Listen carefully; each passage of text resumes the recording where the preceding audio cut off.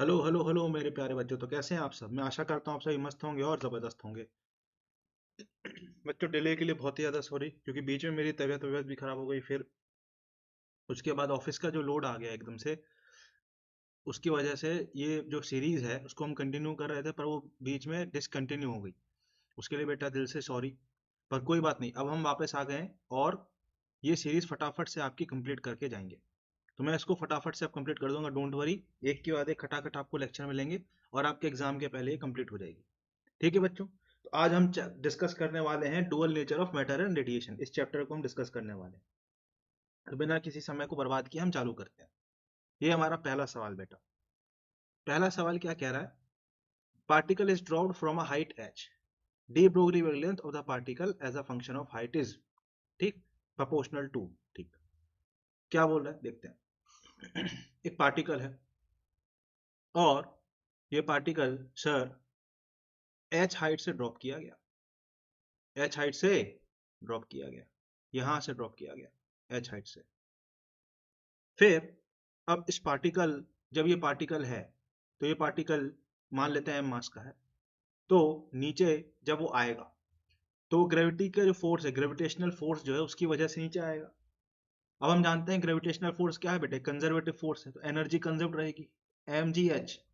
ठीक है, मतलब आप कंजर्वेशन ऑफ एनर्जी लगाओगे, है ना, फर्स्ट पॉइंट के और सेकंड पॉइंट के बीच में, तो आपको total energy at first point बराबर आ जाएगा total energy at second point. इसको हम क्या मान लेंगे, डेटम लाइन। तो mgh फर्स्ट पॉइंट पे पोटेंशियल एनर्जी mgh होगी, काइनेटिक एनर्जी जीरो होगी। ये बराबर किसकी हो जाएगा, टोटल एनर्जी टू। तो पॉइंट टू पे टोटल एनर्जी कितनी होगी बेटा, वो हाफ हो जाए, half m v square plus zero, potential energy क्या हो जाएगी, जीरो। अब यहाँ से हमने m से m काटा, v की वैल्यू आ गई बेटा under root two g h. हमको v की वैल्यू क्या मिल गई बेटा, under root two g h. ठीक है सर, इतनी वेलोसिटी से ये पार्टिकल नीचे आएगा। सर ये डराइव क्यों किया, मैंने करके दिखा दिया। हालांकि ये वैल्यू आपको सीधे के सीधे याद होनी चाहिए, और याद होती भी है, इसमें कोई बड़ी बात नहीं है। अब डी ब्रोगली वेवलेंथ क्या होता है सर, डी ब्रोगली वेवलेंथ क्या होता है sir? Sir de Broglie wavelength lambda, उसको हम किससे दिखाते हैं, लैम्डा से दिखाते हैं। अब वो होता है एच अपॉन एम वी के बराबर, किसके बराबर, एच अपॉन एम वी के बराबर। हाँ सर, ये हमने पढ़ा है, ये होता है एच अपॉन एम। अब एम वी को हम कैसे लिखें? अब सर यहाँ पे m तो m है, v हमने यहाँ से निकाल लिया, ये हम ये पुट कर देंगे under root two g h, under root two g h. अब यहाँ पे क्या हो ना, सिंबल की दिक्कत है, तो हम कैपिटल एच बोल देते हैं इसको, है ना, क्योंकि सिंबल में दिक्कत है। हमारा जो डी ब्रोगली वेवलेंथ में कांस्टेंट आता है वो भी स्मॉल एच आता है, इसलिए इसको हम कैपिटल एच बोल देते हैं। क्योंकि सिंबल में आप कंफ्यूज हो जाओगे तो इसको हम कैपिटल एच बोल देते हैं। क्या बोल देते हैं बेटा, कैपिटल एच। क्या बोल देते हैं बेटा, कैपिटल एच। ठीक है, तो m g into capital h, जिसमें ये जो डी ब्रोगली वेवलेंथ में कांस्टेंट आता है उसमें, और हाइट में आप कंफ्यूज ना हो। ठीक है ऐसे। Yes sir. तो यहाँ से आप क्लियरली आप देख सकते हो कि de Broglie wavelength h, de Broglie wavelength किसके प्रोपोर्शनल है, under root of capital H के। या इसको हम कैसे लिख सकते हैं, एच की पावर माइनस हाफ के, एच की पावर माइनस हाफ के। तो हमारा ऑप्शन अब यहाँ पे डी है। ठीक है, ये बी लिखा हुआ है, डी ऑप्शन होगा। ठीक है सर, नेक्स्ट क्वेश्चन क्या बोल रहा है sir? Wavelength of a photon needed to remove, wavelength of a photon needed to remove a proton from a nucleus which is bound by the nucleus with 1 mega electron volt energy. अच्छा, तो binding energy कितनी है, 1 mega electron volt. Binding energy कितनी है, 1 mega electron volt. तो energy जो होगा, binding energy जो होगी वो कितनी है, मतलब उसको कितनी एनर्जी से पकड़ के रखा हुआ है sir, 1 mega electron volt, 1 mega electron volt. इसको हम लिख सकते हैं 10 की power 6 electron volt. 1 mega electron को, वोल्ट को 10 की पावर 6 इलेक्ट्रॉन वोल्ट आप लिख सकते हो। ठीक है सर। अब एक वैल्यू आपको याद होनी चाहिए, कैलकुलेशन में हेल्प करती है। h इंटू सी की वैल्यू होती है 1240 electron volt nanometre, electron volt nanometre. ये वैल्यू आपको याद रखनी है, ये वैल्यू आपको क्या रखनी है, याद रखनी है, कांस्टेंट वैल्यू, इसको याद रखना है, याद रखना है। कैलकुलेशन में आपको हेल्प मिलेगी। ठीक है, अब आपसे बोला जा रहा है, अब आपसे बोला जा रहा है क्या बोला जा रहा है कि हमको इस इलेक्ट्रॉन, इस प्रोटॉन को जिसकी इतनी एनर्जी है उसको नॉकआउट करना है। तो हमको, जैसे मान लेते हैं ये कोई ऑब्जेक्ट है, ये कोई ऑब्जेक्ट है, इसमें से ये प्रोटॉन को निकालना है। इस प्रोटॉन की बाइंडिंग एनर्जी दी हुई है 10⁶, अभी के लिए हम ई कह देते हैं, इसको क्या कह देते हैं, इसको ई कह देते हैं। इसको निकालने के लिए एक फोटोन ऐसे आ रहा है, इसको निकालने के लिए एक फोटोन ऐसे आ रहा है।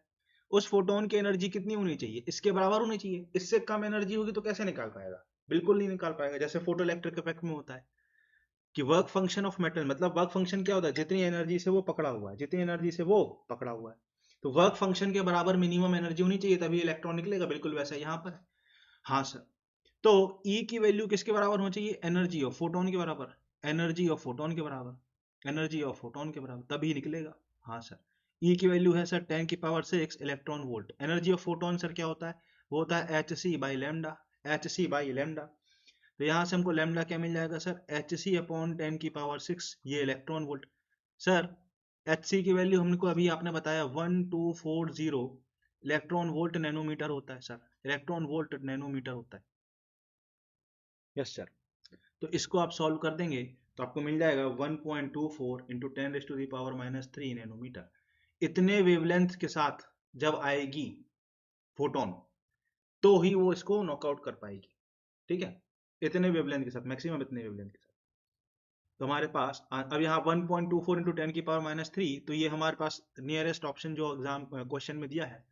अब आप सोचोगे सर बी क्यों कर दिया, ठीक आपने सर, ये मैक्सिमम वेवलेंथ है, लैम्डा की इनवर्सली प्रोपोर्शनल होता है ना, मतलब मैक्सिमम वेवलेंथ है ये जिससे नॉकआउट होगा। इससे ज्यादा वेवलेंथ होगी तो एनर्जी कम हो जाएगी। मतलब अगर इस वेवलेंथ से कम हुई, अगर इस वेवलेंथ से कम हुई वेवलेंथ तो चलेगा, अगर इससे कम हुआ, इससे कम हुआ तो चलेगा, तो चलेगा। ठीक है, क्योंकि वेवलेंथ के क्या इनवर्सली प्रोपोर्शनल, वेवलेंथ कम होगा तो एनर्जी बढ़ जाएगी।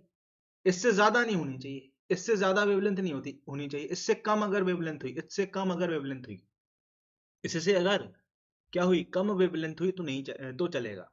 तो उस हिसाब से इसका आंसर ये भी होना चाहिए, उसके हिसाब से इसका आंसर ये भी होना चाहिए।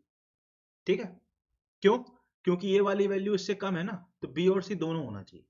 ठीक है, बी और सी दोनों होना चाहिए, बी और सी दोनों होना चाहिए। ठीक है,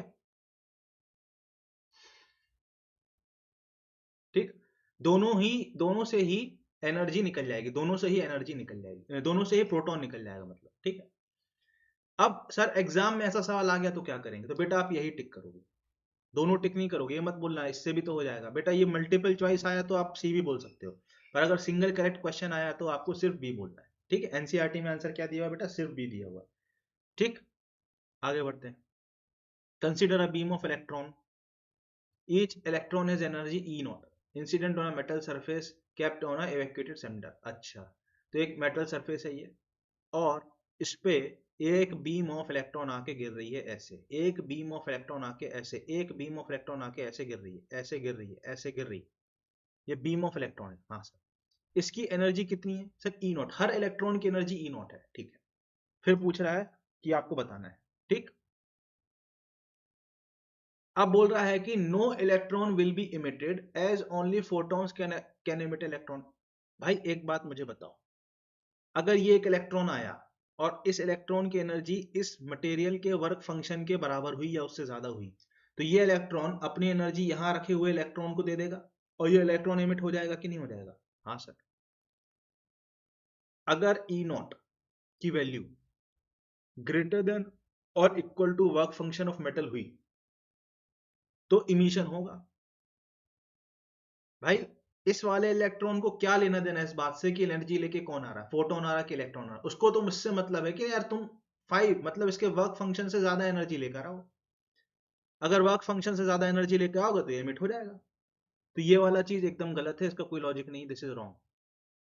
ये बात आपको ध्यान रखनी है। ठीक है, ये नीट में आपके स्टेटमेंट बेस्ड क्वेश्चन में भी पूछा जा सकता है। ठीक है सर, नेक्स्ट क्या है, electrons will be emitted but all with an energy of e not. अब ई नॉट का इलेक्ट्रॉन आया, ई नॉट का इलेक्ट्रॉन आया, ये ई नॉट इलेक्ट्रॉन इसको अपनी एनर्जी देगा। Yes sir. अब ये जो निकला हुआ इलेक्ट्रॉन है उसकी एनर्जी कितनी होगी? तो इलेक्ट्रॉन जो निकला हुआ है उसकी एनर्जी कितनी हो जाएगी सर? फाइव, ये ई नॉट माइनस फाइव। जितनी एनर्जी आई उसमें से वर्क फंक्शन आपको माइनस करना पड़ेगा। मतलब ये इमिटेड इलेक्ट्रॉन की एनर्जी है। किसकी एनर्जी है? इमिटेड इलेक्ट्रॉन की एनर्जी। हाँ सर। वो किस पे डिपेंड कर रही? फाइव पे डिपेंड कर रही। मतलब ऐसा नहीं है कि ई नॉट से आया तो ई नॉट से निकल जाएगा, this is also wrong. Yes sir. Electron can be emitted with an energy with a maximum of e naught minus five. अब ये मैक्सिमम है नहीं, ये with a maximum of E naught minus 5. E naught minus 5 electron can be emitted with an energy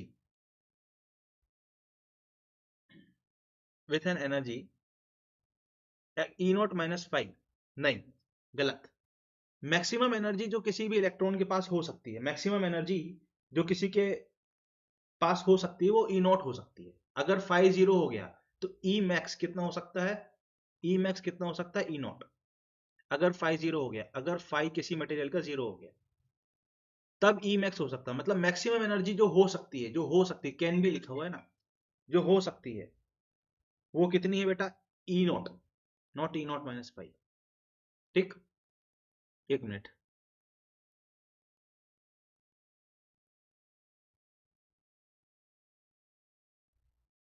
नहीं, इसका answer आप सी मानोगे।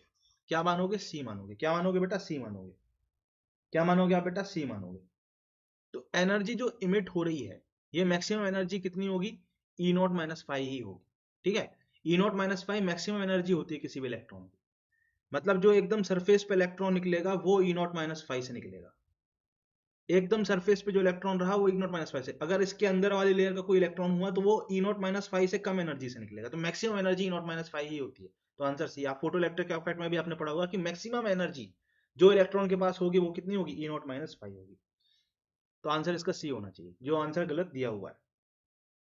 ठीक है भाई, आगे बढ़ते हैं। अब ये सवाल ऑलरेडी एग्जाम्स में आ चुका है, ये बहुत ही कॉमन सवाल है, एग्जाम्स में ऑलरेडी आ चुका है। क्या बोल रहा है? Proton, neutron, electron, alpha particle है, उसके डी ब्रोगली वेवलेंथ को मैं कंपेयर करना है। ठीक है सर। ठीक। अब अब sir lambda, de Broglie wavelength lambda क्या होता है sir? H upon m we.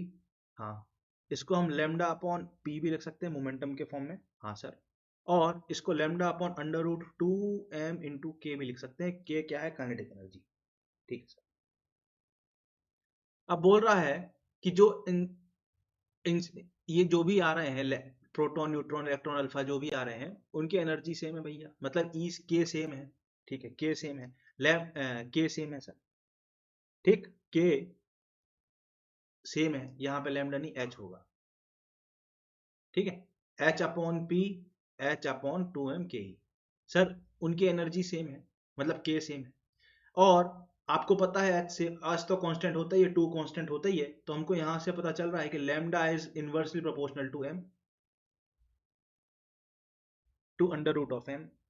मतलब मास के अंडर रूट के इनवर्सली प्रोपोर्शनल होता है लैम्डा। हाँ सर, बिल्कुल होता है, बिल्कुल होता है। तो अगर आपको इन सारे पार्टिकल के लैम्डा का रेशियो निकालना हो, प्रोटॉन का लैम्डा का रेशियो निकालना हो, न्यूट्रॉन के लैम्डा का रेशियो निकालना हो, इलेक्ट्रॉन का निकालना हो और अल्फा का निकालना हो, तो आप कैसे लिखोगे sir? Under root m p proton, sir one upon under root m n किसका? न्यूट्रॉन का। और इलेक्ट्रॉन के लिए लिखोगे one upon under root m e. हाँ सर। और अल्फा के लिए one upon under root m alpha. ठीक है सर। एक बात हमको पता है, क्या पता है सर? एम पी और एम एन बराबर होते हैं। मास ऑफ प्रोटॉन और मास ऑफ न्यूट्रॉन अलग बराबर होते हैं। थोड़ा सा चेंज होता है इनमें, थोड़ा सा माइन्यूट सा अंतर होता है, पर हम उसको निगलेक्ट करते हैं, दोनों को बराबर ही मान के चलते हैं। तो lambda p is equal to lambda n हो जाएगा। हाँ सर, ये पहली बात हमें पता चली। ठीक sir. Mass of alpha particle ज्यादा होता है मास ऑफ इलेक्ट्रॉन से। मास ऑफ अल्फा पार्टिकल ज्यादा होता है मास ऑफ प्रोटॉन से। प्रोटॉन से। अल्फा पार्टिकल क्या है? हीलियम प्लस आयन होता है। Yes sir. तो ये ज्यादा होता है अगर मास, और मास ऑफ अल्फा ज्यादा है इससे, तो लैम्डा कम हो जाएगा। लैम्डा अल्फा का क्या हो जाएगा? कम हो जाएगा लैम्डा प्रोटॉन से। यस सर, लैम्डा अल्फा का क्या हो जाएगा? कम हो जाएगा लैम्डा प्रोटॉन से। और इलेक्ट्रॉन और न्यूट्रॉन की अगर हम बात करें तो मास ऑफ इलेक्ट्रॉन कम होता है मास ऑफ न्यूट्रॉन से, और अगर मास कम होता है इलेक्ट्रॉन के न्यूट्रॉन से, तो लैम्डा जो होगा इलेक्ट्रॉन का वो ज्यादा हो जाएगा लैम्डा ऑफ न्यूट्रॉन से, क्योंकि इनवर्सली प्रोपोर्शनल का इनके बीच में रिलेशन है। इन सारी बातों को ध्यान में रखा जाए, अगर इन सारी बातों को, अगर एक बात ये हो गई, एक बात ये हो गई, एक बात ये हो गई, इन सारी बातों को ध्यान में रखा जाए तो हम लिख सकते हैं। क्या लिख सकते हैं सर? सर हम लिख सकते हैं, आप देखना मैं लिख रहा हूं, अल्फा पार्टिकल बराबर प्रोटॉन, सॉरी अल्फा पार्टिकल, हाँ, इज लेस देन प्रोटॉन, है ना? हाँ, हाँ। और प्रोटॉन और न्यूट्रॉन बराबर हैं, और सबसे बड़ा इलेक्ट्रॉन होना चाहिए, क्योंकि सबसे कम मास कितना है? किसका है? इलेक्ट्रॉन का। ये हमारा फाइनल आंसर होना चाहिए, ये हमारा फाइनल आंसर होना चाहिए। ठीक, तो ये हमारे पास बी ऑप्शन आ जाएगा। ये एग्जाम में ऑलरेडी आ चुका है, आ सकता है आने वाले समय में भी। ठीक है, next question. Electron is moving with initial velocity इतना इन एन मैग्नेटिक फील्ड इतना, डी ब्रोगली वेवलेंथ क्या होगा? ठीक सर, क्या बोला जा रहा है सवाल में? एक बार समझना सर। सर बोल रहा है कि मैग्नेटिक फील्ड जे कैप में है, तो मैग्नेटिक फील्ड को मैं ये ऐसे दिखा रहा हूँ, ये मैग्नेटिक फील्ड है सर आपकी। ठीक है, दिस इज मैग्नेटिक फील्ड। हाँ, हाँ। और ये आपकी है ये आपका है इलेक्ट्रॉन, ये ग्रीन वाला हमने दिखाया इलेक्ट्रॉन।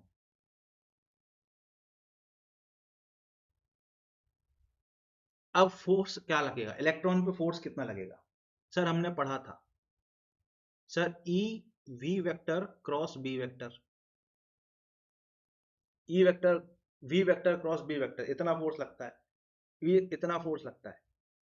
सर आप अगर देखोगे राइट हैंड थंब रूल से, तो ये force out of the plane आ रहा है, out of the plane force लग रहा है, out of the plane force लग रहा है। कैसा फोर्स लग रहा है sir? Out of the plane, out of the plane इस पे ये फोर्स लग रहा है, out of the plane force लग रहा है। जो फोर्स वेक्टर है वो आउट ऑफ द प्लेन आ रहा है। फोर्स वेक्टर कैसा आ रहा है? Out of the plane. अगर आप फोर्स वेक्टर को निकालना चाहो तो निकाल भी सकते हो, वी वेक्टर की जगह वी नॉट आई कैप डालो, cross b naught j cap डाल दो। ठीक, ऐसे डाल दो। और यहाँ पर इलेक्ट्रॉन की बात हो रही है तो माइनस भी आएगा, तो minus e v naught b naught i cross j क्या होता है? के होता है। आपने फोर्स वेक्टर निकाल भी लिया, कोई दिक्कत वाली बात नहीं सर। बट ये फोर्स वेक्टर वेलोसिटी के परपेंडिकुलर है, ये फोर्स वेक्टर जो आया ये परपेंडिकुलर है वेलोसिटी वेक्टर के।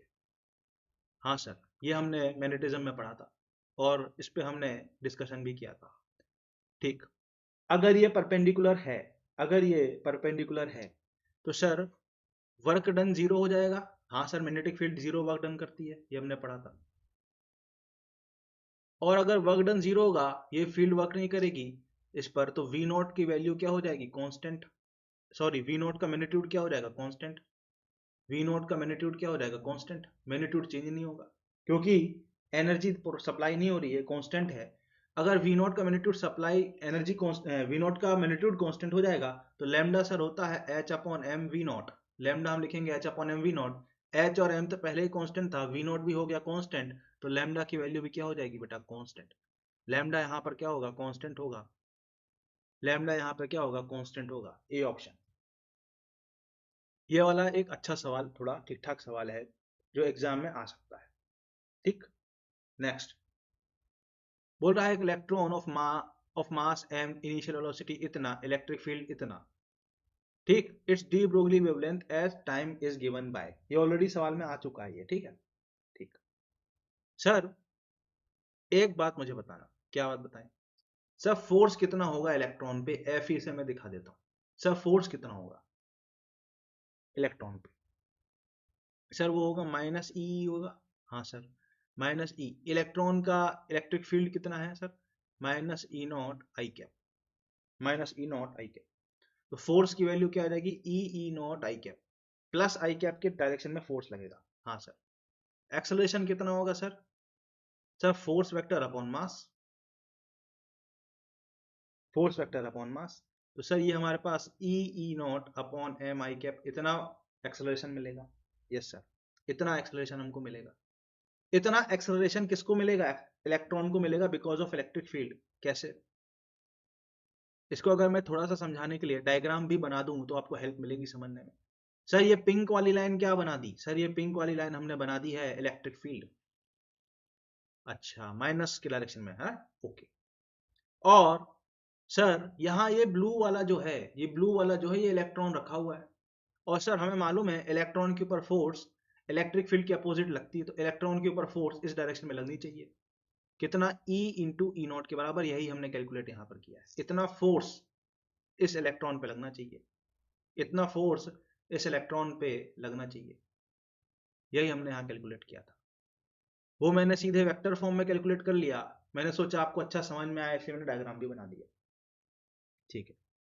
अब sir initial velocity v naught i cap है, तो सर किसी भी टाइम t पर वेलोसिटी लिख सकते हैं कि नहीं लिख सकते? हाँ सर लिख सकते हैं। Sir v naught i cap फिर plus e naught by M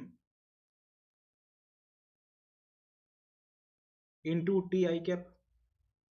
v is equal to u plus a t, vector form में लगा दिया मैंने। हाँ सर, आई कैप निकाल लोगे बाहर तो t टाइम पे आपको वेलोसिटी की value v naught plus e naught by m into t i cap मिल जाएगी।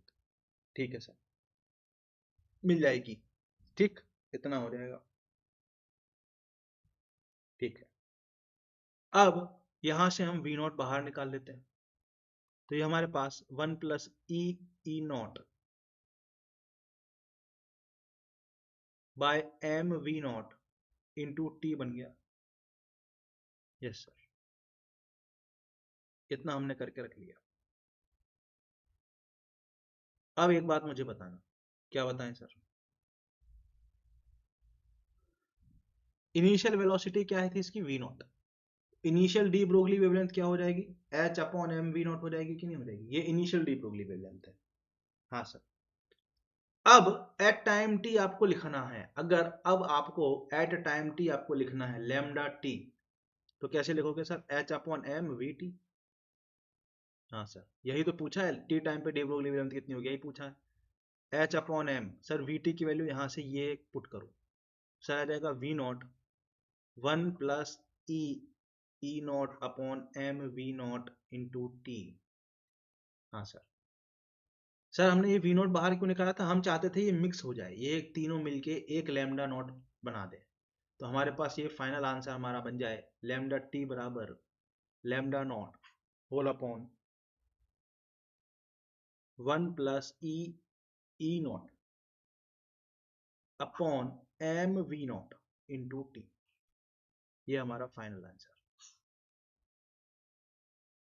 ये हमारा फाइनल आंसर। तो हमारे पास आंसर क्या आ गया? ऑप्शन नंबर क्या है?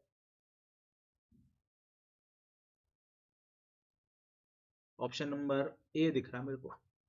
ठीक, आगे बढ़ते हैं बेटा, आगे बढ़ते हैं बेटा। अब थोड़ा सिमिलर सा क्वेश्चन ही फिर से पूछा गया है, बट इस बार इलेक्ट्रिक फील्ड का डायरेक्शन चेंज हो गया। फिर से विजुलाइज कराना पड़ेगा आपको। सर पिंक वाला है इलेक्ट्रिक फील्ड, ओ ऐसा ऐसा, और इलेक्ट्रॉन, अगेन ब्लू से बना देता हूं मैं, इलेक्ट्रॉन ऐसे मूव कर रहा है, दिस इज इलेक्ट्रॉन।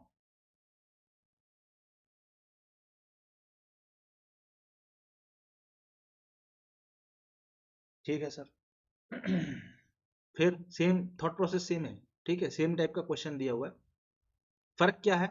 इसमें इलेक्ट्रिक फील्ड और इलेक्ट्रॉन अलोंग एक्स एक्सिस ही थे, इसमें इलेक्ट्रिक फील्ड वाई के अलोंग है और इलेक्ट्रॉन आई के अलोंग है। बाकी सब सेम है, कोई दिक्कत वाली बात है नहीं। सर हमको अभी आपने समझाया था कि फोर्स जो इलेक्ट्रॉन पे लगेगा वो कितना लगेगा?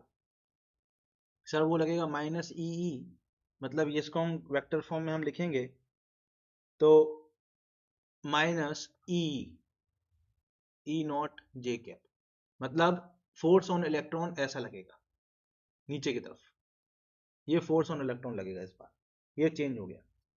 सर एक्सेलरेशन ऑफ इलेक्ट्रॉन फिर निकाल सकते हैं हम, minus e naught upon m j cap. हाँ sir, acceleration minus j cap की डायरेक्शन में होगा। सर वी वाई नॉट मतलब initial velocity in y direction है 0 metre per second j cap. Y direction में कोई वेलोसिटी इनिशियली नहीं थी, सिर्फ आई डायरेक्शन में थी। ठीक है सर, तो अगर हम वी वाई लिखना चाहें तो कैसे लिखेंगे sir? Zero minus e naught by m into t. Yes sir, j cap. तो सर वाई डायरेक्शन की जो वेलोसिटी हो जाएगी वो इतनी हो जाएगी। हाँ सर, हो जाएगी। और एक्स डायरेक्शन की वेलोसिटी चेंज नहीं होगी, क्योंकि एक्स डायरेक्शन में तो कोई फोर्स है ही नहीं। तो वेलोसिटी वेक्टर फाइनली आप कैसे लिख पाओगे sir? V naught i cap minus e naught by m into t j cap. आप इस तरीके से फाइनली वेलोसिटी वेक्टर लिख पाओगे। Yes sir. अच्छा, वेलोसिटी वेक्टर आपको जब मिल गया तो वेलोसिटी का मैग्नीट्यूड भी आप निकाल सकते हो फिर तो। सर कैसे निकालेंगे सर? अरे वेक्टर का मैग्नीट्यूड जैसे निकालते हैं, हाँ इसलिए तो इसी दिन के लिए तो वेक्टर पढ़ाते हैं ऐसे।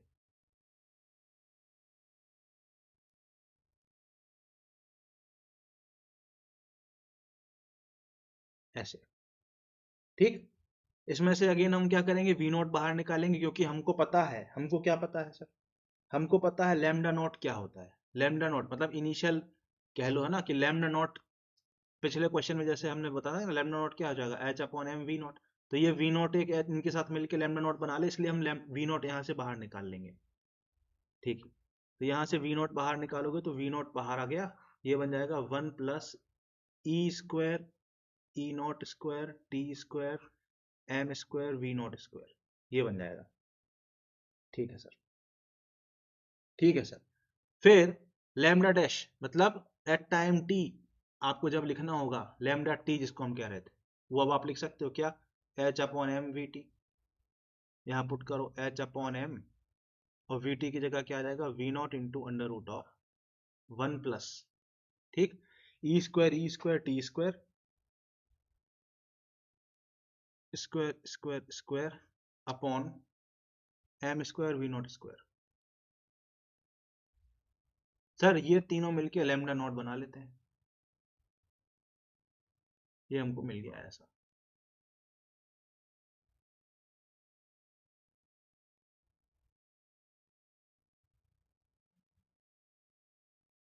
ये हमारा लैम्डा टी टाइम पे इतना इसका डी ब्रोगली वेवलेंथ होगा।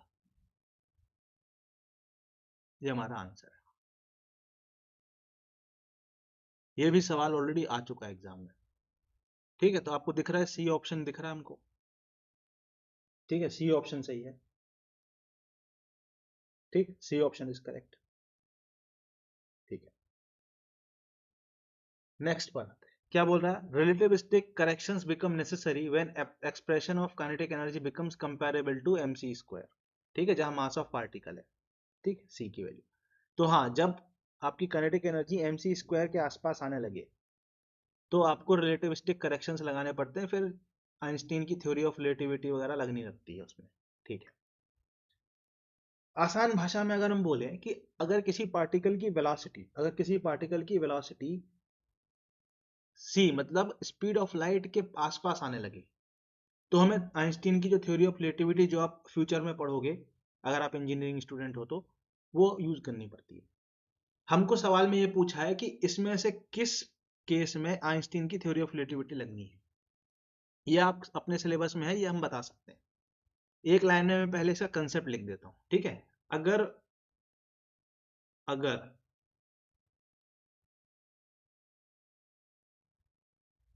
ऑब्जेक्ट की वेलोसिटी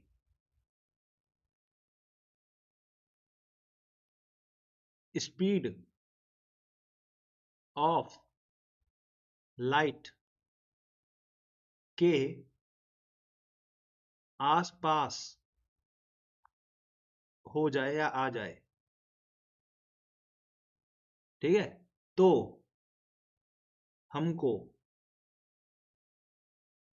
थ्योरी ऑफ रिलेटिविटी लगानी पड़ती है। आपको थ्योरी ऑफ रिलेटिविटी नहीं पढ़नी है, बट हाँ इतना कॉन्सेप्ट कि कब थ्योरी ऑफ रिलेटिविटी लगेगी वो इतनी समझ आपको होनी चाहिए, या जिसको इस रिलेटिविस्टिक एरर भी कहते हैं, रिलेटिविस्टिक रिलेटिविटी करेक्शन भी कहते हैं, लगाना पड़ेगा।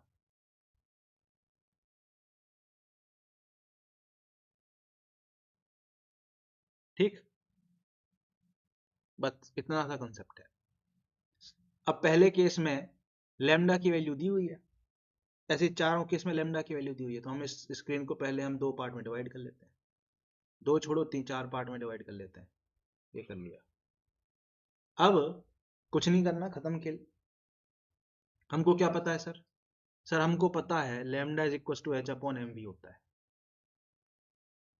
हमको v से मतलब है, तो v is equal to h upon m lambda कर लेंगे।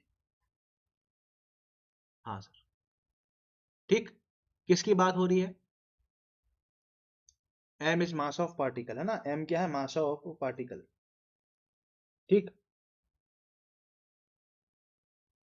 m, हाँ पार्टिकल क्या है? इलेक्ट्रॉन है। पार्टिकल क्या है बेटा? इलेक्ट्रॉन है। What is particle? Electron. Electron की चर्चा हो रही है, तो मास ऑफ इलेक्ट्रॉन कितना होता है? What is mass of electron? Sir what is mass of electron? Sir वो होता है 9 इंटू 10⁻31।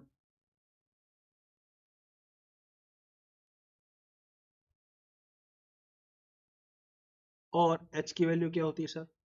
h की वैल्यू होती है 6.6 इंटू 10⁻34। ठीक है, जूल सेकेंड। तो ये इक्वेशन क्या बन जाएगी sir? v is equals to 6.6 into 10⁻34 whole upon 9 into 10⁻31 into lambda, into lambda. ये बन गई इक्वेशन, ये बन गई। ये कितना बन जाएगा सर? 9 से काटो, 9 0.63, 9 7 से 63, 30, 9 3 से 27, 33, 0.733 इंटू 10⁻³ अपॉन लैम्डा। ये इक्वेशन बन गई। ये बना ना, 7 9 7 से 60, नहीं हाँ 63, 30, 9 3 से 27, हाँ ठीक है। ठीक, अब ये इक्वेशन हमको लगानी है, जहां हमने मास ऑफ इलेक्ट्रॉन और एच दोनों की वैल्यू डाल दी। अब हम एक एक करके सॉल्व करेंगे। पहले केस में क्या है? लैम्डा की वैल्यू 10 नैनोमीटर है। पहले ऑप्शन में क्या दिया है sir? Lambda is equal to 10 nanometre. इसका मतलब 10 इंटू 10⁻⁻9 मीटर। हाँ सर, इतना दिया है, मतलब हम इसको 10⁻⁻8 मीटर भी लिख सकते हैं। ठीक है, इस केस में वेलोसिटी कितना हो जाएगा सर? वो हो जाएगा 0, इसको हम लिख लेते हैं 7.33 इंटू 10⁻⁻4। 7.33 इंटू 10⁻⁻4 अपॉन लैम्डा, ये जो हो जाएगा 10⁻⁸। इतना हो जाएगा। यस, और ये कितना हो जाएगा sir? 7.33 into 10⁻⁴ metre per second. Sir speed of light कितनी होती है? What is speed of light? Speed of light जिसको नहीं पता, सर स्पीड ऑफ लाइट होती है 3 इंटू 10⁸ मीटर पर सेकेंड। इसके आसपास जो आंसर आएगा वो हमको बताना है। क्या ये स्पीड ऑफ लाइट के आसपास है? नहीं सर, ये तो बहुत छोटा है, तो यहाँ पे रिलेटिविस्टिक एरर नहीं लगेगा, मतलब रिलेटिविस्टिक करेक्शन नहीं लगेगा। ठीक सर, बी ऑप्शन चेक करते हैं। बी ऑप्शन में लैम्डा की वैल्यू क्या दी है? 10⁻⁻1 नैनोमीटर। लैम्डा की वैल्यू क्या दी हुई है? 10⁻⁻1 नैनोमीटर। इसको आप लिख सकते हो 10⁻⁻1 इंटू 10⁻⁻9 मीटर, मतलब 10⁻⁻10 मीटर। तो सर यहाँ पे V2 की वैल्यू क्या आ जाएगी? 7.33 इंटू 10⁻⁻4 अपॉन 10⁻⁻10। तो ये हमको मिल गया 7.33 into 10⁻6 metre per second. Sir ये भी बहुत छोटा है सी से, यहाँ पे भी नहीं लगेगा। ठीक, अब अगला कलर चेंज कर लेता हूँ ना अगले के लिए, हर ऑप्शन का अलग कलर लगा लेते हैं। थर्ड कलर को व्हाइट से करते हैं।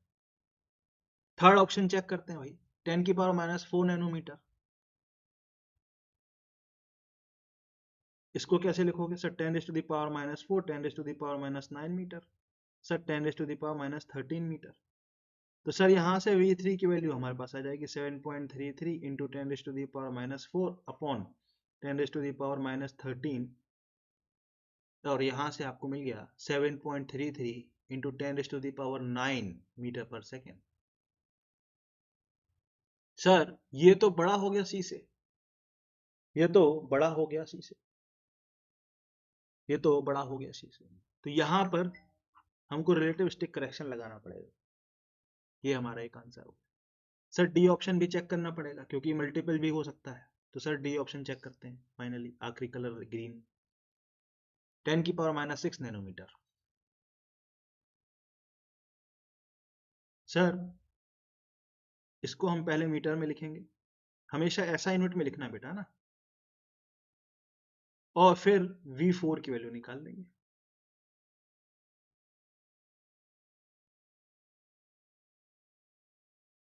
तो आपको यहां से मिलेगा 7.33 इंटू 10⁻11 मीटर पर सेकेंड। और ये भी बहुत बड़ा है किससे? C से। तो यहाँ पे भी रिलेटिविस्टिक करेक्शन लगेगा। तो हमारे पास आंसर क्या हो गया बेटा? C और D। कितना प्यारा सवाल है, मजा आ गया, बिल्कुल एकदम दिल खुश हो गया। वो वाला कहते हैं ना दिल खुश हो जाना, वो दिल खुश कर देने वाला सवाल। ठीक है बेटा, आगे बढ़ते हैं। दो पार्टिकल हैं A1 A2, उनके मासेस M1 M2 है, सेम डी ब्रोगली वेवलेंथ। अच्छा, लैम्डा की वैल्यू दोनों के लिए same, same D Broglie wavelength. तो अब हमको पूछा क्या गया है? हमको दो चीजों के बारे में पूछा गया है। क्या क्या पूछा गया है सर? एक तो मोमेंटम के बारे में बात करना है, ठीक है, और दूसरा एनर्जी के बारे में बात करना है। दो चीजों के बारे में बात करना है, ठीक। डी ब्रोगली वेवलेंथ क्या है? Same. Sir lambda is equal to होता है H अपॉन P, तो P होता है lambda upon H, sorry P होता है H upon lambda. Sir de Broglie wavelength same है, सेम है बोल रहा है, ओके। इसका मतलब λ1 बराबर λ2 बराबर लैम्डा लिख सकते हैं। जब दोनों का डी ब्रोगली वेवलेंथ सेम है, H भी कांस्टेंट है, तो P1 बराबर P2 हो जाएगा कि नहीं? हाँ सर, P1 बराबर P2 हो जाएगा, P1 बराबर P2 हो जाएगा, ठीक। दोनों का मोमेंटम सेम होगा। क्यों? मोमेंटम सिर्फ लैम्डा पे डिपेंड करता है। ए ऑप्शन तो सही हो गया भाई, ठीक। पर अभी सॉल्व नहीं हुआ पूरा क्वेश्चन, अभी पूरा क्वेश्चन सॉल्व नहीं हुआ। अभी हमको एनर्जी की भी बात करनी है। सर एनर्जी क्या होती है? What is energy? सर वो हो जाएगी ½ mv²। हाँ सर, इसको m²v² m लिख दें। हाँ सर, इसको हम p² m लिख दें। वो भी बोल रहे हैं हाँ। तो अगर मोमेंटम सेम है तो हमको पता चल रहा है कि एनर्जी किसके इनवर्सली प्रोपोर्शनल हो जाएगी? मास के, क्योंकि हमें पता चल गया ना मोमेंटम यहां से सेम है। हाँ सर, मतलब जिसका ज्यादा मास उसकी एनर्जी ज्यादा। हाँ, अगर क्वेश्चन में दिया हुआ है कि m1 बड़ा है m2 से, तो जिसका ज्यादा मास उसकी एनर्जी कम। तो मास किसका ज्यादा है? m1 का, तो E1 लेस देन E2 हो जाएगा कि नहीं? तो हमारे पास ऑप्शन क्या आ जाएगा? सी। हमारे पास ऑप्शन सी बन जाएगा, energy of A1 is less than A2। तो हमारे पास आंसर क्या आ जाएगा? ए और सी। इजी क्वेश्चन था, आसान था, पर आने लायक था, बढ़िया क्वेश्चन था। नेक्स्ट सवाल, नेक्स्ट सवाल करते हैं, ठीक। ये क्या बोल रहा है? D Broglie wavelength of a photon is twice the D Broglie wavelength of a electron. अच्छा, ये क्वेश्चन में गिवन है कि लैम्डा, क्वेश्चन में क्या गिवन है? D Broglie wavelength of a photon is twice the D Broglie wavelength of a electron. ये सवाल में गिवन है, ठीक। फिर क्या बोल रहे हैं? स्पीड ऑफ इलेक्ट्रॉन इतना दिया हुआ है, ठीक। अब हमको बताना है कि क्या ऑप्शन बनेगा, ठीक।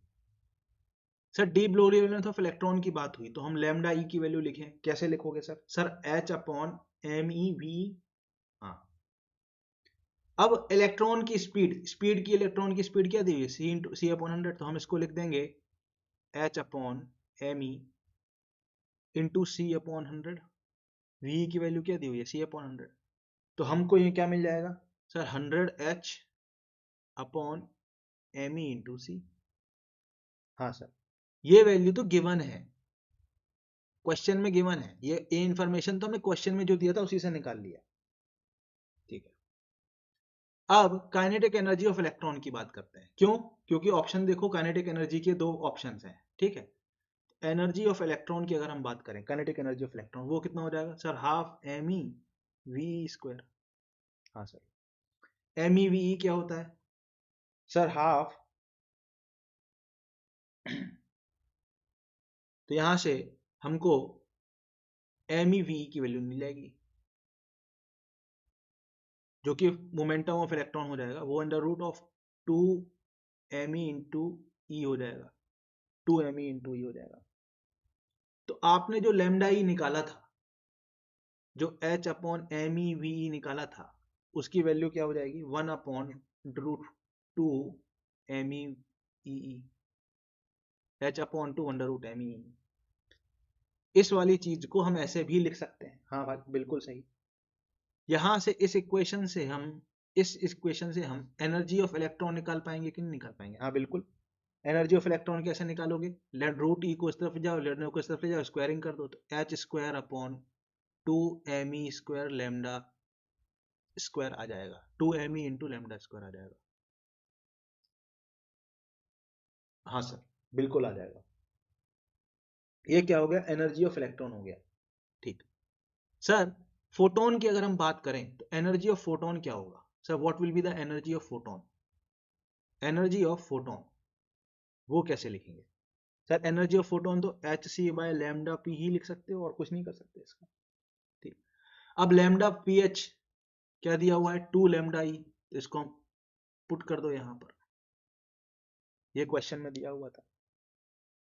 ठीक है, अब जब आपने ये दोनों बातें निकालनी, ये दोनों बातें निकालनी, तो हमको क्या ई अपॉन ई पी निकालना है, तो हम सीधे निकाल लेते हैं ई अपॉन ई पी एच।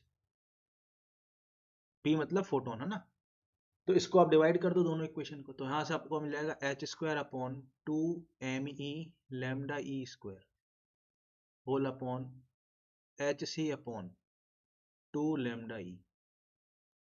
एक लैम्डा ई से एक लैम्डा ई गया, एक एच से एक एच गया, एक 2 से एक 2 गया, तो हमको ई अपॉन ई पी एच क्या मिल गया सर? देखना, नीचे सी बचा है, ऊपर लैम्डा बचा है, एम ई इंटू ये बचा है, तो h upon m e lambda e c ये बचा। हाँ सर। सर अभी आपने बताया था कुछ, क्या सर? यहां से आपने बताया था, इस इक्वेशन को देखना रहा, इस इक्वेशन को देखना सर, लैम्डा ई को इधर ले जाएं और 100 को उधर ले जाएं, तो 1/100 बराबर यहां से आपको मिल रहा है एच अपॉन एम ई सी लैम्डा ई, तो ये वैल्यू पूरी 1/100 के बराबर है, मतलब 10⁻⁻² के बराबर। मतलब हम ई अपॉन ई पी एच निकाल पाए यहां से। इस इक्वेशन से हमको इस वैल्यू, ये वाली वैल्यू यहां से मिल गई, इस इक्वेशन से, यहां से, तो हमारा ये वाला ऑप्शन सही हो गया, बी, ये वाला हमारा सही हो गया। ठीक, बी हमारा सही हो गया। अब अगला क्या बोल रहा है, किसके बारे में बात करने बोल रहा है, ये पीई अपॉन एम ई सी, इसकी वैल्यू बतानी है। ठीक है, अब एक बात मुझे बताना, क्या सर, मोमेंटम हमको क्या बताना, पीई अपॉन एम ई सी है ना, तो मोमेंटम ऑफ इलेक्ट्रॉन क्या होगा सर? एम ई वी होगा। हाँ, और P में me और V क्या है सर? C अपॉन 100 क्वेश्चन में दिया हुआ है, तो P अपॉन me इंटू सी क्या हो जाएगा, 1/100 और 10⁻⁻²। तो ये वाली वैल्यू भी यहां से हमको मिल गई, ये वाली वैल्यू भी यहां से हमको मिल गई, ये इसके बराबर होगा। तो ये हमारा ये सवाल था, इसमें कुछ नहीं था, आपको मैनिपुलेशन करना था बस डेटा का, और कुछ नहीं था इसमें। ठीक है, नेक्स्ट भाई आगे बढ़ते हैं। बोल रहा है photons are absorbed in a matter are converted to heat. तो कोई एक मैटर है या कोई ब्लॉक है, कुछ है, समथिंग है, जैसे ये है, और इस पे फोटोन गिर रहे हैं, इस पे इस तरीके से फोटोन गिर रहे हैं, ये फोटोन ऐसे गिर रहे हैं, ये फोटोन ऐसे गिर रहे हैं, और ये फोटोन जो भी एनर्जी लेके आ रहे हैं वो हीट में कन्वर्ट हो जा रही है। ठीक। अब फोटोन कितने आ रहे हैं? एन फोटोन्स आ रहे हैं, एन फोटोन पर सेकेंड। इतने रेट से फोटोन आ रहे हैं, मतलब एक सेकेंड में एन फोटोन्स आ रहे हैं। उनकी फ्रीक्वेंसी है म्यू। ठीक है, उनकी फ्रीक्वेंसी क्या है भाई? म्यू है। तो 1 kg ऑफ आइस को 1 kg ऑफ वाटर में कन्वर्ट करने के लिए टी टाइम लगेगा। तो आपको फिर बताना है ऑप्शंस। एक बात मुझे बता, कितनी एनर्जी की आवश्यकता है 1 kg आइस को 1 kg वाटर में कन्वर्ट करने के लिए? सर वो हो जाएगा m×l के बराबर, लेटेंट लेटेंट हीट, क्योंकि आइस से वाटर में जा रहा है। मैंने आपको थर्मो में पढ़ाया था, आइस से जब वाटर में जाता है तो लेटेंट हीट आती है। तो 1 sir latent heat of water sir 80 होता है सर। ठीक है, लेटेंट हीट ऑफ वाटर क्या होता है? 80 कैलोरी पर ग्राम। ये 1 क्या है? केजी में है। इसको आप 1 kg लिखा हुआ है ना, एक काम करो इसको 1000 ग्राम यहाँ पुट करो। क्यों लिखा था 1000 ग्राम? क्योंकि लेटेंट हीट हमको ग्राम में पता है, 80 कैलोरी पर ग्राम। अच्छा, तो ग्राम ग्राम हट जाएगा, तो 80,000 कैलोरी आपको चाहिए, इतना आपको चाहिए। ठीक।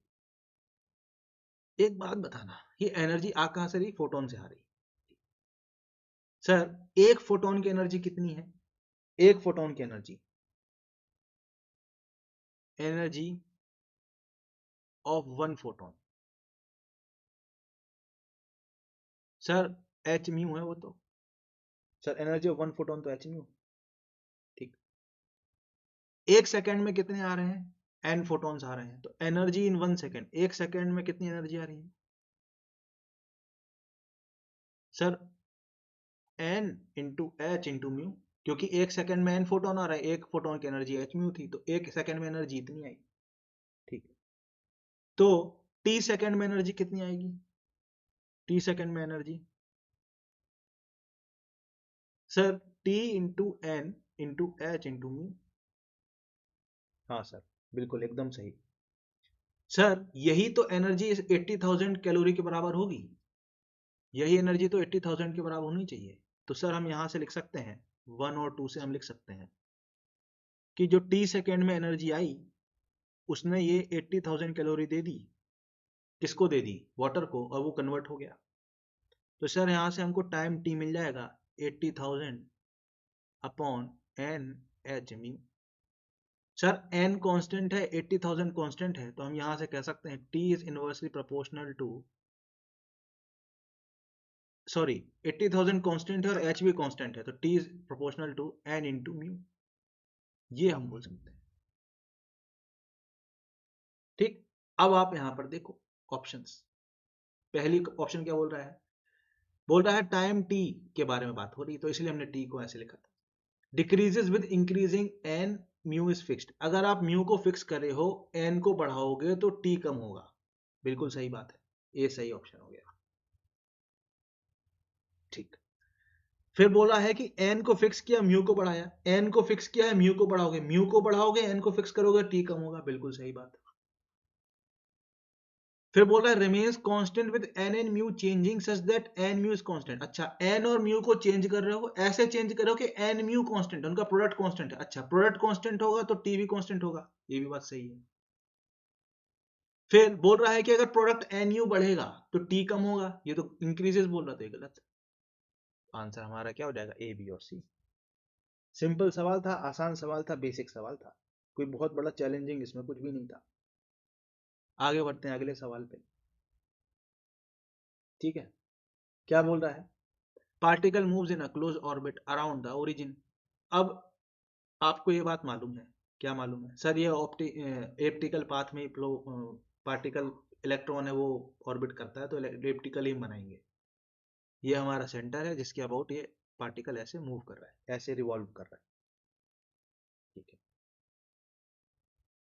तो ये पॉइंट को मान लेते हैं P पॉइंट, इसको O बोल देते हैं, इसको P बोल देते हैं, और इसके अपोजिट एंड को A बोल देते हैं। ठीक, ओके। अब सवाल में क्या बोल रहा है देखते हैं आगे। अब सवाल में क्या बोल रहा है देखते हैं आगे।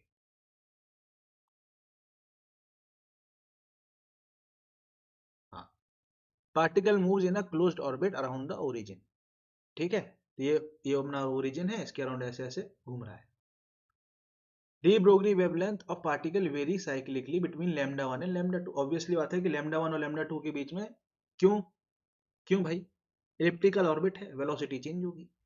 पी पॉइंट पे वेलोसिटी और ए पॉइंट पे वेलोसिटी अलग अलग होगी। ठीक है, दोनों ही पॉइंट पे वेलोसिटी क्या क्या होगी, अलग अलग होगी। अच्छा, वेलोसिटी अलग अलग होगी तो लैम्डा भी अलग अलग होगा। क्यों sir? Lambda is equal to क्या होता है, एच अपॉन एम वी।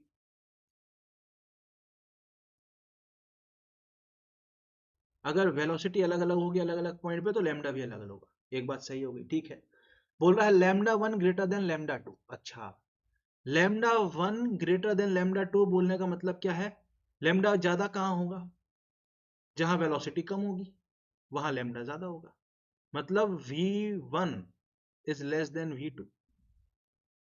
अच्छा, अब आपको पता है कि इस एलिप्टिकल ऑर्बिट में एंगुलर मोमेंटम होगा कंजर्व्ड।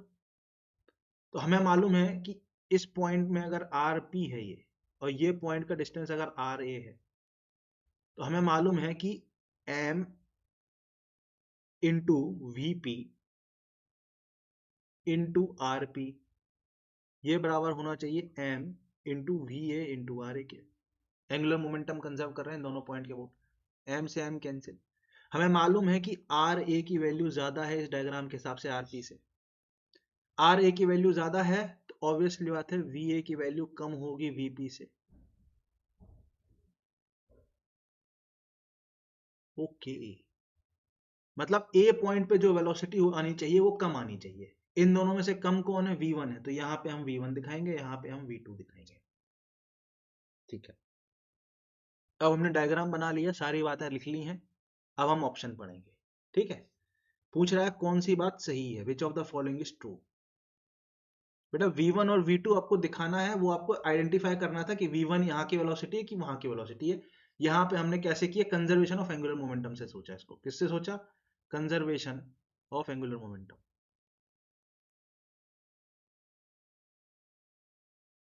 सर एंगुलर मोमेंटम क्यों कंजर्व कर दिया आपने? सर बिकॉज सिस्टम पे टॉर्क क्या था, जीरो था। टॉर्क क्या था, जीरो था। कैसे पता सर? सर किसी भी पॉइंट पे जब आप फोर्स का डायरेक्शन देखोगे, आप किसी भी पॉइंट पे फोर्स का डायरेक्शन देखोगे तो वो ओरिजिन से ही पास होगा। ओ, यही तो केपलर की बात थी। कहीं पे भी आप देखो, कहीं भी किसी भी पॉइंट पे फोर्स आप देखोगे तो ओ से पास होगा, ओ के टुवर्ड्स ही फोर्स आएगा। तो हर पॉइंट पे नेट टॉर्क ओ के अबाउट क्या हो जाएगा, zero. Torque about o will be zero. Sir torque about o will be zero. ठीक है, इसलिए हमने एंगुलर मोमेंटम अबाउट ओ लिख दिया, कंजर्व्ड है। ठीक है, अब सवाल पढ़ते हैं। Particle could be moving in a circular orbit. भाई तो ऑब्वियसली गलत है यार, है ना। इलिप्टिकल होता है, इलिप्टिकल ऑर्बिट में होता है। सी सही है, बी सही है। मतलब when de Broglie lambda 1 particle is near, lambda 1 दूर है, गलत। ठीक है, lambda 2 d nearer to origin, हाँ लैम्डा 2 नियरर है, डी सही है। बी और डी हमारा सही हो जाएगा। आपको बस डायग्राम सही से बनाना था और इस क्वेश्चन में कुछ नहीं था। ठीक है बेटा, डायग्राम में आइडेंटिफाई करना था एंगुलर मोमेंटम कंजर्व करा के, क्योंकि पार्टिकल पे टॉर्क हर पॉइंट पे जीरो होगा। ये आपने केपलर लॉ में भी पढ़ा है, ग्रेविटेशन में भी पढ़ा है। तो पार्टिकल पे चूंकि टॉर्क जीरो होगा तो एंगुलर मोमेंटम कंजर्व होगा। तो आपको आइडेंटिफाई ये करना था कि ए पॉइंट पर v1 है और बी पॉइंट पी पॉइंट पर v2 है। बस आपने अगर ये कर लिया तो एक सवाल में कुछ नहीं था। तो ये था बेटा हमारा डिस्कशन। ये पीपीटी के लिए, पीडीएफ के लिए आप, इस लेक्चर की पीडीएफ के लिए आप टेलीग्राम चैनल, इस टेलीग्राम चैनल को ज्वाइन कर लें। आपको यहाँ पे नोट्स वगैरह सब कुछ मिल जाएगा। अपना समय देने के लिए बहुत बहुत धन्यवाद। जल्दी मिलते हैं अगले लेक्चर में। Bye bye.